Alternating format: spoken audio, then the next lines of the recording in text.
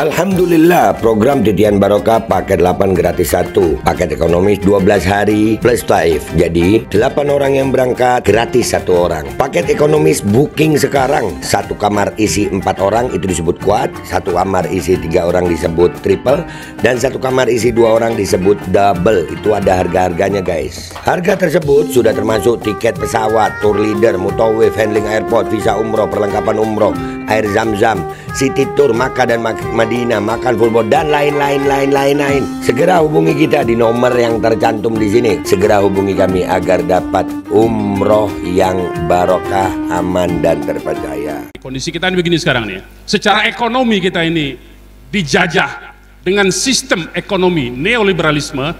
Neoliberalisme itu adalah liberalisme gaya baru. Kalau dulu langsung perusahaan-perusahaannya melakukan perdagangan. Nah kita lihat zaman Belanda. Zaman Belanda itu sebetulnya Hindia Belanda itu VOC itu okay.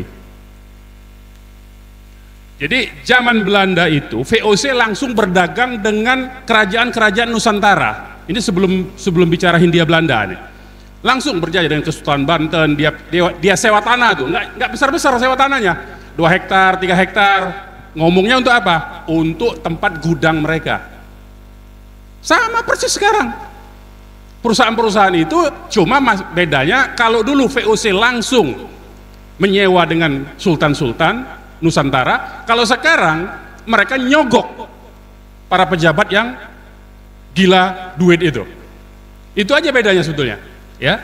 Jadi ekonomi neoliberalisme itu sekarang dia menggunakan cara baru, cara-cara liberalisme. Jadi liberalisme itu sudah lama, ya, kapitalisme, neoliberalisme. Kemudian secara politik kita itu masuk dalam perangkap sebuah geopolitik. Apa itu geopolitik? Geopolitik itu kondisi negara lain yang ingin mencaplok, istilah bahasa ilmu sosialnya itu Lebensraum. Lebensraum itu wilayah hidup. Jadi sebuah negara itu nggak bisa dia ekonominya cuma berputar di dalam negaranya sendiri. Dia membutuhkan negara-negara lain untuk menghidupkan ekonomi negaranya. Contoh konkret, Cina nggak bisa bangun mobil listrik kalau tidak disuplai nikelnya dari Sulawesi. Nah itu Lebensraum namanya, ya, itu Lebensraum namanya. Jadi wilayah hidup, ruang hidup. Jadi sebuah negara, kita bicaranya konteksnya negara, ya, jangan bicara individu-individu. Kalau bicara individu-individu nggak selesai kita. Jadi kita bicaranya itu konteksnya, melihat tuh konteks negara. Imperialisme itu konteksnya negara. Sebuah negara, supaya negara itu bisa eksistensinya ada terus menerus, dia membutuhkan negara-negara satelit sebagai sumber untuk mensuplai kehidupan dia. Tadi saya contohkan, pembuat baterai untuk kendaraan listrik itu nikelnya dari Indonesia, dari Sulawesi. Untuk minyak Amerika, emas Amerika, suplai emas Amerika itu ngambilnya dari Indonesia. Nah itu disebut Lebensraum. Itu harus paham tuh bapak-bapak. Jadi nggak bisa kita cuma mikir kita sendiri, itu nggak bisa. Makanya kita terus memikirkan, lihat negara. Nah Indonesia itu tidak punya doktrin seperti mereka. Nah Cina itu punya, Amerika itu punya. Kalau Amerika itu punya doktrin namanya Pax Americana, ya. Pax Americana itu apa? Bahwa semua negara selain Amerika itu adalah hanya negara-negara satelit untuk suplai sumber daya, bahan baku, dan tempat memasarkan produk Amerika. Itu Pax Americana. Dan harus supaya sumber-sumber bahan bakunya itu terjaga, harus dijaga oleh militer Amerika. Makanya Amerika bikin ratusan pangkalan militer di luar negara Amerika. Itu namanya Pax Americana. Nah sekarang Cina bangkit. Cina itu punya doktrin sekarang, obor, bukan obor yang nyala itu. Obor itu One Belt One Road, atau BRI, Belt and Road Initiative namanya. Apa? Sama seperti Amerika. Cina itu sudah punya rencana global seluruh dunia, 5 benua. Jadi dari wilayah paling ujung timur, yaitu Indonesia, bahkan dia sudah masuk ke Papua Nugini, Fiji, segala macam, ya. Dia sudah punya perjanjian, suplai bahan bakunya itu terus sampai ke Indonesia, terus dia sampai ke Eropa Timur. sampai ke Afrika Utara. Bahkan Amerika Selatan dia sudah punya rencana membangun jalan dan kereta api dari Brazil pantai timurnya sampai ke Chili pantai baratnya. Itu disebut doktrin obor itu. Jadi jalur sutra baru, jalur perdagangan baru. Nah, untuk menopang rencana obor Amerika, geopolitiknya seperti itu, Cina itu sudah membuat pangkalan militer di Natuna Utara. Coba Bapak cek, silakan ada. Nah, itu disebut imperialisme. Nah, dengan konteks imperialisme seperti inilah sebetulnya Indonesia itu saya nggak ngerti. Cuman kita berharap ya, Pak Prabowo ini orang militer, sama seperti Pak Narko. Dia tahu tuh apa yang disebut dengan geopolitik. Tapi sebelumnya Pak Cungkring kita itu nggak ngerti apa-apa, dia cuma ngamplas kayu soalnya. Jadi ketika serbuan rencana-rencana ekonomi Republik Rakyat Cina dipaksa tanda tangan, dia iya aja, karena dalam otak dia ini menghasilkan uang, otaknya di situ. Nah, ini realitas ya, ini realitas. Jadi dia tidak memikirkan eksistensi NKRI ini dalam jangka panjang. Cungkring Pak namanya, ya. Jadi dia tidak memikirkan eksistensi NKRI, dia tidak memikirkan nasib rakyatnya. Yang dia pikirkan dengan adanya tanda tangan dengan berbagai macam peraturan perundangan yang dia buat, dia ubah-ubah. Dulu orang asing tidak boleh memiliki hak di Indonesia, hak rumah, hak tanah. Sekarang sejak tahun 2022 melalui peraturan pemerintah, dia izinkan Pak, hak guna bangunan boleh dimiliki oleh orang asing. Makanya yang di PSN, di koloni-koloni yang dibuat itu pakai HGB, bukan pakai hak milik. Ya, nah jadi ini rencana yang tidak dipahami oleh mayoritas penyelenggara negara. Kalau kita kan rakyat ini ikut aja sebetulnya kan. Cuman karena penyelenggara negaranya, pejabatnya dalam konteks ini tidak memberi paham kepada rakyatnya, tidak mencerdaskan, malah membodohi, maka terjebaklah kita Indonesia itu dalam konteks politik imperialisme negara lain. Jadi kacung negara lain lah bahasa kasarnya itu. Nah, sementara budaya, secara budaya kita nih kalau budaya orang per orang, kita itu diserbu dengan budaya hedonisme, dengan budaya individualisme, dengan budaya oportunisme. Ya, sehingga kita tuh cuma mikirin, dipaksa untuk cuma mikir diri kita sendiri. Tidak memikirkan umat kita. Dipaksa untuk begitu. Inilah yang sebetulnya yang sedang menjebak Indonesia ini dari segi ekonomi, dari segi politik, dari segi budaya, ya. Baik. Nah, jadi kalau negara ini dijalankan, diselenggarakan dengan benar sebetulnya kerangkanya begini. Jadi negara tadi itu, ideologi itu bisa disebut doktrinnya, ya. Doktrin politiknya itu apa? Indonesia ini. Indonesia ini nggak punya doktrin ini. Mau apa tuh nggak jelas Indonesia nih, ya. Bukan negara agama, bukan negara sekuler, akhirnya jadi negara bukan-bukan. Ya kan dia nggak ngaku Indonesia bukan negara agama, tapi nggak mau juga dibilang negara sekuler, akhirnya negara bukan-bukan. Nah, jadi dia nggak punya itu konsep ini tuh, nggak punya Indonesia itu. Mau apanya itu nggak punya. Ada dalam bentuk tertulis pembukaan Undang-Undang Dasar 45 di alinea keempat tujuan bernegaranya, tapi tidak dijalankan, dilupakan. Mencerdaskan kehidupan bangsa, melindungi segenap tumpah darah, nggak dijalankan. Begitu jadi pejabat dijual semua aset negara ini, ya. Nah, ini nggak punya. Jadi kalau yang benar tuh sebetulnya ini dia punya ideologi, punya konsep, punya doktrin, kemudian doktrin dia itu dipaparkan, substansinya diterjemahkan melalui metode melahirkan kebijakan negara di bidang ekonomi, keuangan, industri, kesejahteraan rakyat dan polhukam sebetulnya. Nah, ini tidak jalan nih yang begini nih, karena dia tidak pakai konsep. Jadi pejabat negara itu nggak punya konsep. Jadi asal ada orang ngomong, Pak ini ada bisnis, ya oke, bisnis kita. Pak ada ini, dia ini, begitu aja sebetulnya. Jadi nggak ada konsep yang utuh begitu, nggak punya roadmap, ya. Nah, kalau ini ringkas saja saya mau sampaikan begini, kira-kira gambaran bagaimana kapitalisme internasional itu bekerja, ya. Dari modal internasional, kemudian masuk ke negara jajahan. Negara jajahan itu dipaksa dan difungsikan melalui berbagai macam perubahan undang-undang dasar, sehingga penyelenggara negara itu nggak berani apa-apa. Dia akhirnya menjalankan apa agenda dari negara asing. Itu sebetulnya, ya, fungsi negara. Ini singkat saja. Jadi kita nggak usah bahas terlalu panjang di sini. Ya, intinya bahwa kita itu cuma dijadikan tempat memasarkan barang bagi negara-negara kapitalis dan modal internasional, perusahaan internasional, ya, kemudian menyediakan bahan baku, sumber daya alam, dan buruh tenaga kerja yang murah. Kalau kita bandingkan sekarang misalnya, sama-sama sopir, tapi sopir dari Republik Rakyat Cina, gajinya itu 25 juta Pak, di tambang Konawe situ. Di Indonesia, gajinya cuma 6 juta, nggak nyampe itu. Jauh kan? Nah begitu, memang dipaksa begitu. Ya, jadi kira itu gambarannya.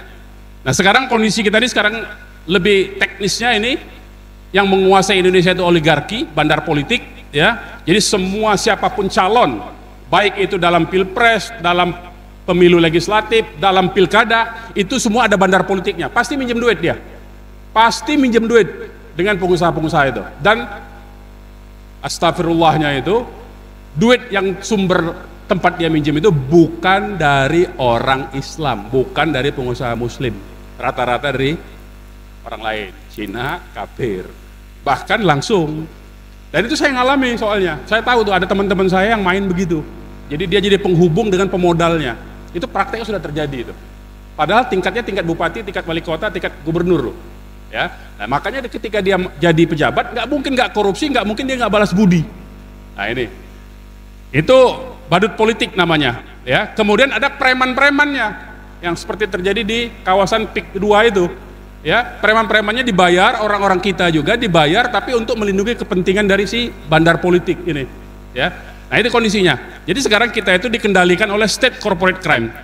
Jadi negara kita ini, apa yang dimaksud dengan state corporate crime? Ini saya pinjam istilahnya Pak Suripto ya, senior kita dalam pergerakan ini. Apa itu state corporate crime? State corporate crime ini negara menjalankan agenda dari perusahaan swasta, ya, dan itu pasti menindas rakyatnya. Nggak mungkin tidak menindas rakyatnya, ya, pasti menindas. Melalui siapa? Melalui aparat penegak hukumnya, aparat penyelenggara negaranya, maupun melalui berbagai macam sebaran informasi hoax begitu, ya. Ini yang berbahaya tuh. Nah, jadi ini sebetulnya makalah saya waktu diskusi soal Rempang. Saya langsung saja ke masalah PIK ini ya. Jadi di PIK itu ada kondisi, jadi perlu di-clearkan dulu ya. Ini baru berapa hari yang lalu Erlangga Hertanto, Menteri Koordinator Perekonomian, itu menyatakan PIK 2 bukan PSN. Itu ada pernyataan resminya. Nah karena PIK 2 itu bukan PSN, itu berarti PIK 2 itu proyek swasta. Karena dia proyek swasta berarti harus pelepasan hak rakyatnya itu harus berdasarkan kesepakatan. Tidak boleh uangnya diancam. Kalau ada orang yang tidak mau melepaskan tanahnya, itu diancam nanti tanahnya, uangnya dititipkan di pengadilan dengan konsinyasi. Itu bisa, karena dia proyek swasta jatuhnya. Kalau dia proyeknya pemerintah, itu memang uangnya dititipkan di pengadilan. Ya, rakyat banyak yang menyerah kan, ketakutan uangnya di pengadilan dititipkan. Nah sekarang Erlangga sudah ngomong ada penyeluduran hukum, PIK 2 itu bukan PSN. Sebetulnya sekalipun dimasukkan PSN pun itu tidak bermasalah, tidak dibolehkan. Kenapa? Yang namanya proyek strategis nasional, proyek strategis nasional itu artinya proyek milik pemerintah, milik negara. Dia dibiayai oleh negara dan dia bisa diakses oleh rakyat semua. Sekarang pertanyaannya, sekarang ini kan kita ini bagian dari hegemoni ya. Apa yang dimaksud dengan hegemoni? Misalnya tol, kita anggap tol itu seolah-olah itu proyek milik negara. Padahal tol itu dibangun duitnya oleh perusahaan swasta. Pertanyaannya sekarang, orang yang masuk jalan tol bisa nggak kendaraan roda 2? Nggak bisa, hanya roda 4. Ada orang punya kendaraan roda 4, tapi nggak punya duit, bisa nggak masuk tol? Nggak bisa. Berarti itu swasta, karena hubungannya itu hubungan dagang. Kalau yang disebut PSN itu dibiayai oleh APBN, bisa diakses oleh siapapun, tidak mengenal perbedaan seperti tadi, dan tidak harus bayar, gratis Pak. Warga negara itu semua punya hak untuk mengakses kalau yang disebut dengan proyek strategis nasional. Tapi kalau masuk PIK 2 itu diperiksa, nggak boleh itu. Kalau bukan penduduk nggak bisa, kalau bukan penghuni nggak bisa. Kemarin aja ada TV One, ada video beredar kan, TV One mau masuk diusir tuh, berarti kan dia bukan punya negara itu, punya swasta itu, dan itu bukan proyek negara. Nah, jadi itu nggak boleh. Jadi itu ada penyeluduran hukum. Jadi sekalipun dia disebut PSN tetap tidak boleh. Apalagi sudah dikatakan oleh Erlangga dia PIK itu bukan PSN. Jadi jangan lagi nyebut PSN PIK 2, bukan. PIK 2, PSN. PSN yang mana yang PSN? PSN itu dalam peraturan Menteri Perekonomian itu disebutnya proyek ekoturism, pariwisata saja, bukan pemukiman, pariwisata. Jadi negara, nah salahnya di mana? Jadi sekalipun PSN dia tetap salah. Salahnya di mana? Itu hutan mangrove. Hutan mangrove itu punya negara, punya rakyat, tapi diberikan ke swasta untuk ngolahnya. Sah nggak? Nggak sah. Berarti itu dapat gratis dia. Rampok, bukan lagi maling itu. Kalau maling itu diam-diam, ini rampok terang-terangan dia. Nah, hutan mangrove diberikan kepada swasta oleh negara secara gratis. Imbalannya itu hutan mangrove dibuatkan tempat wisata, adalah tempat hiburannya, adalah tempat sirkuitnya. Itu rencana awalnya, tapi tidak ada pemukiman. Nah, PIK 2 ini nambah-nambah. Yang di sebelah lokasi di hutan mangrove itu, di sebelahnya yang diklaim sebagai tambak, sebagai sawah dan tanah rakyat itu mau dibikin perumahan semua, mulai dari Kosambi situ sampai ke Serang sini sebetulnya. Itu bukan lagi proyek strategis nasional, itu pemukiman, itu koloni namanya, dan isinya bukan orang Indonesia. Itu yang menjadi masalah. Isinya orang Cina karena iklannya bahasa Cina. Iklannya bahasa Cina. Saya bisa tunjukin filmnya nanti. Saya sudah kirim ke panitia. Nanti silakan panitia diputar ya. Itu iklannya bahasa Cina. Jadi nggak mungkin itu diperuntukkan untuk warga negara Indonesia. Jadi memang sengaja mengundang penduduk Republik Rakyat Cina untuk dipindahkan ke sini, dan jumlahnya ada di 37 titik di seluruh Nusantara, di seluruh Indonesia. Wilayahnya itu di pesisir pantai semua, sehingga secara geografis, geopolitik, geostrategis Indonesia itu sudah terkepung sebetulnya. Ya, pribumi-pribumi kita ini umat Islam terutama itu sudah terkepung, udah nggak bisa apa-apa lagi. Ya, nah itu yang pertama masalahnya tuh. Ya, seolah-olah PIK 2 itu adalah PSN, padahal PIK 2 itu proyek murni perumahan, tidak ada kaitannya dengan proyek negara. Jadi artinya sejak sekarang rakyat yang ada di Kosambi dan macam-macam itu kecamatan itu boleh mengambil kembali tanahnya. Kenapa? Kenapa? Kenapa dibolehkan? Boleh nggak secara hukum negara dulu? Saya bicara hukum negara dulu. Boleh nggak? Nggak boleh, Pak. Ada pasal 1320 KUH Perdata namanya. Pasal 1320. Kalau perjanjian antara dua belah pihak tidak saling bersepakat, artinya ada keterpaksaan, maka perjanjian itu batal demi hukum. Silakan dicek.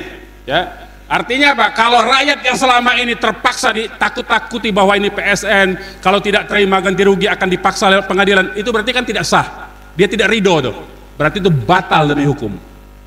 Berarti dia boleh ngambil kembali itu tanahnya. Loh, duit yang sudah diterima, ya angus lah, salah sendiri. Ya, jadi uangnya nggak usah dikembaliin, salah sendiri dia udah nipu kok. Jadi rakyat jangan ditakut-takuti lagi untuk mengembalikan uang itu. Ambil aja uangnya, udah sah itu. Tanahnya tanah dia kembali, uangnya uang dia kembali. Apalagi secara syariat Islam, ini kiai ada, kalau tidak ridho dalam jual beli, menyembunyikan informasi, ada cacat barang, batal jual belinya, kan haram itu masuk kategorinya. Nah, jadi makanya secara hukum negara maupun secara hukum syariat sah rakyat di Kosambi dan macam-macam kecamatan yang ada di sana sampai sekarang itu mengambil kembali tanahnya. Itu harus dibilangkan itu. Ya, jangan takut sama rakyat, bilangin, ambil lagi itu tanahnya. Bener itu, supaya rakyat itu nggak ketakutan. Ini kan rakyat ini ketakutan karena nggak ngerti hukum kan, ditipu-tipu nanti begini, udah ambil lagi, itu haknya mereka. Yang sudah diuruk itu ambil lagi aja, patokin lagi tuh, semua tanah itu suruh patok lagi rakyat. Ya, terutama oleh pemuda-pemuda, oleh mujahid-mujahid, oleh laskar-laskar itu patok kembali suruh rakyat yang punya tanah. Ya, jangan takut, itu tanahnya mereka soalnya. Karena apa? Karena mereka rakyat itu dipaksa karena sudah diinformasikan lewat informasi hoax itu, seolah-olah PIK itu adalah PSN kan, itu nggak boleh itu ya. Kemudian ada pemalsuan dokumen. Pemalsuan dokumennya di mana? Yaitu lurah kohot yang bikin sertifikat di laut itu pasti dokumennya patut diduga kuat itu dokumen palsu, karena ada teknologi ya, ada teknologi sekarang baru 2 hari yang lalu di TV One keluar. Ahli pencitraan satelit geospasial namanya, itu mencitra satelit wilayah yang dikatanya itu sawah dan tambak, nggak pernah itu jadi daratan. Sejak dari dulu sudah lautan itu, Pak. Sejak dari dulu sudah lautan, sejak dari tahun 73 ada datanya. Itu sudah saya kasih juga itu datanya. Nanti silakan disebar aja.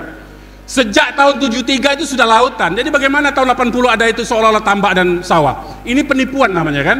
Nah kalau penipuan ya tidak sah itu. Berarti itu ada dokumen palsu. Harusnya lurahnya itu diseret ke penjara, bukan pengadilan, penjara itu langsung. Ya. Jadi nggak boleh itu lurahnya selama ini sok-sok menyatakan itu karena memang orang rakyat nggak ngerti hukum soalnya. Ini rakyat harus disadarkan, harus dikasih tahu tuh. Itu logikanya. Nah katakanlah kita ikuti logika mereka. Logika mereka menyatakan seolah-olah itu ada tambak, ada sawah dulunya. Kita ikuti dulu. Bapak, Ibu, kalaupun ada tanah kita, ini tanah misalnya. Saya bicara konteks gunung misalnya. Ini ada tanah, ini jurang. Tiba-tiba tanahnya ambles, longsor. Berarti tanahnya hilang kan? Itu haknya ikut hilang Pak, secara hukum. Sama dengan laut, ini batas laut. Katakanlah tadinya batas lautnya di sini, ada sawah, ada tambak. Katakanlah. Kemudian jadi laut, hilang itu surat-suratnya itu nggak berlaku lagi. Kenapa bisa diproses jadi sertifikat? Nah ini yang sebetulnya. Jadi mau ikuti logika mereka tetap salah, apalagi ikutin hukum. Secara logika mereka saja udah salah. Jadi tanah yang sudah kehilangan itu otomatis haknya hilang. Suratnya menjadi tidak berlaku. Apalagi memang tidak ada tanahnya. Berarti dia bikin surat palsu kan? Nah berarti itu pidana itu. Mestinya polisi itu mengusut itu. Mestinya polisi mengusut itu. Bukan polisi malah nakut-nakutin rakyat. Ya. Nah intimidasi sekarang ini. Terjadi intimidasi. Perampasan tanah, kekerasan. Banyak yang dipenjara tuh. Saya dengar-dengar. Kalau apa-apa ditakutin, kalau ada foto dengan Pak Dido ditangkap, dia panggil kantor polisi, kemudian ditakut-takutin sehingga dia ngelepasin tanahnya. Banyak kejadian itu. Ya, nanti Pak Narko dengan Pak Marwan dan kawan-kawan nih banyak ceritanya di sana. Ya. Jadi itu yang terjadi di konstruksi masalah. Nah, sekarang tadi saya katakan menurut Undang-Undang 5 tahun 60 tadi itu. Menurut undang-undang ini sebetulnya tanah itu punya fungsi sosial. Jadi kalaupun kita punya tanah, beli tanah, di belakang kita ada tetangga kita, nggak punya akses masuk ke tanah yang belakang. Ada fungsi sosial, kita harus memberi jalan kepada tetangga kita. Nah, di PIK ada nggak begitu? Malah diusir kan? Malah diusir, malah jalan negara diambil alih oleh perusahaan, oleh korporasi, oleh Agung Sedayu Group. Nah ini yang sebetulnya pelanggaran hukumnya. Jadi banyak sekali sebetulnya pelanggaran-pelanggaran hukum ya. Kalau di ini ada tentang tanah musnah di pasal 34 tuh tentang hak guna bangunan, tanah musnah itu ada salah satunya itu ya. Tanah itu hapus, hak guna usaha, hak guna bangunan hapus karena apa? Salah satunya huruf F-nya itu tanahnya musnah. Kalau tanah daratan jadi laut itu kan musnah. Kalau dari tanah kemudian longsor nggak ada tanahnya lagi itu namanya musnah. Berarti itu sudah tidak punya hak. Suratnya menjadi otomatis tidak berlaku lagi. Otomatis tidak berlaku. Nggak perlu pakai ini, otomatis tidak berlaku itu ya. Nah, jadi itu yang sudah diumumkan kemarin. Jadi saya kira kalau untuk Rempang itu tanah terlantar. Jadi kalau di bedanya di kasus Rempang, kalau di PIK ini tanahnya jadi laut, ya katakanlah begitu. Atau memang tidak ada tanah yang laut diklaim sebagai tanah. Tapi kalau di Rempang itu negara katanya, ini pun katanya pernah memberikan HGB kepada perusahaan di tahun 2004. Kemudian baru datang lagi tahun 2024, gitu kan? Tahun 2024 baru rame lagi kan Rempang kan? Sebenarnya tanah itu 2 tahun tidak kita olah untuk hak guna bangunan, untuk hak guna usaha. 2 tahun tidak kita kerjakan, 2 tahun tidak kita olah, tanah itu hilang hak kita. Jadi hati-hati yang pegang HGB itu. Hilang tuh tanah. Jadi harus diolah. Prinsipnya seperti syariat Islam itu tanah itu harus dihidupkan. Nggak boleh tanah itu ditelantarkan. Tanah itu harus dihidupkan, diproduksi. Apakah itu peternakan, apa itu pondok pesantren, apa itu ada kebun, harus diusahakan ya. Tidak boleh tanah disimpan. Tidak boleh. Nah itu sama undang-undang pokok agraria itu begitu juga. Jadi dia mengambil prinsip dari syariat Islam juga sebetulnya. Jadi nggak ada perbedaan sebetulnya. Jadi kita itu punya dasar, umat Islam itu punya dasar sebetulnya dalam konteks menggunakan undang-undang yang ada ini. Ini tidak ada perdebatan ya. Nah ini PP-nya ya, pelanggaran HAM-nya. Nah sekarang tadi saya mau fokuskan dari tadi itu bahwa pembuatan pemukiman-pemukiman di pesisir pantai itu tidak lain dan tidak bukan bagian dari rencana besar yang geopolitik Republik China. Itu mesti kita. Jadi artinya sekalipun rakyat dibayar tinggi harganya, katakanlah 2 juta, 3 juta per meter, tetapi dan rakyat ridho, tetapi koloni itu kemudian ditempati oleh warga negara Republik Cina, tetap saja itu ancaman bagi Indonesia. Ancaman kedaulatan kita ini. Karena negara ini tidak akan bisa merdeka kalau dikendalikan oleh kekuatan dari Republik Cina. Yaitu apa? Melalui peraturan perundang-undangan maupun melalui orang-orangnya. Republik Cina itu penduduknya 1,5 miliar. Dia buang saja 200 juta dari yang katakanlah penjahat-penjahatnya, pelaku kriminalnya, yang dari penjara di Republik Cina itu dipindahkan ke Indonesia supaya mulai jahat, supaya nggak tahu apa memang. Dipindahkan tuh 200 juta ke Republik Cina dari 1,5 itu, dia masih punya 1,3 miliar. 200 juta itu ini dia uang itu. 200 juta itu kemudian yang mengambil alih ditugaskan oleh mereka, dipimpin oleh tentara-tentara yang sudah skill lebih dahulu, yang menyamar sebagai tenaga kerja asing masuk Indonesia di pertambangan, di bagian sektor, dipimpin oleh mereka itu, maka kriminal-kriminal itu nanti akan mengambil alih tanah-tanah kita, negara kita. Nah, ini yang harus diperhatikan. Ini bukan cuma sekedar rakyatnya. Kalau rakyat ditindas itu sudah kewajiban pemerintah untuk membela. Negara kita dijaga, kewajiban kita juga untuk yang katanya disbukapor itu. Cinta tanah air itu harus diwujudkan, jangan cuma ngomong aja. Selama ini kan ngomong disbukapor itu pada malah bela aduan. Pada bikin pertemuan kan, itu paling ngomong NKRI, tapi bela aduan. Mestinya kan bela penduduk yang Islam itu, bukan bela Cina kafir. Nah ini anomali yang kita hadapi, dan karena itu sebetulnya kewajiban kita semua supaya nanti Indonesia bisa merdeka lepas dari cengkeraman oligarki dari state corporate triangle. Jadi mudah-mudahan kita bisa sadarkan, rakyat di sana bisa kita dorong untuk mengambil kembali tanah-tanahnya, dan rakyat itu berani kalau dipimpin oleh para tokoh dan para ulama. Kalau enggak berani ya, yang namanya domba itu harus ada pemimpinnya. Nah, pemimpinnya inilah tokoh agama, kiai-kiai, ustaz-ustaz. Jadi kalau memang masyarakat di sana belum siap, tolong kirim ke sana ustaz-ustaz muda, anak-anak santri-santri kita, kirim untuk menyadarkan cara berpikirnya bahwa di sana ada hak mereka, bahwa mereka itu dizolimi. Kirim ke sana bidik mereka. Yang saya dengar di sana memang jarang. Kegiatan keagamaan jarang. Nah, kirim santri-santri kita yang mudah-mudahan sebagaimana teman-teman kita dari kelompok sekolah itu sering kirim misionaris-misionarisnya kalau ada peristiwa-peristiwa gitu. Nah, kita kirimlah santri-santri kita supaya mendidik masyarakatnya supaya mengetahui hati dan berani melakukan itu. Karena tanpa itu rakyat akan terus ditipu dan ditekan oleh mereka. Saya kira itu saja bisa saya sampaikan. Terima kasih. Al-Kodi kembali hadir. Baju koko kesayangan Anda kini sudah tersedia kembali. Untuk pemesanan hubungi nomor di atas. Dengan desain yang semakin modern dan bahan yang semakin nyaman. Al-Kodi siap menemani ibadah dan aktivitas sehari-hari Anda. Dapatkan koleksi terbaru Al-Kodi sekarang juga.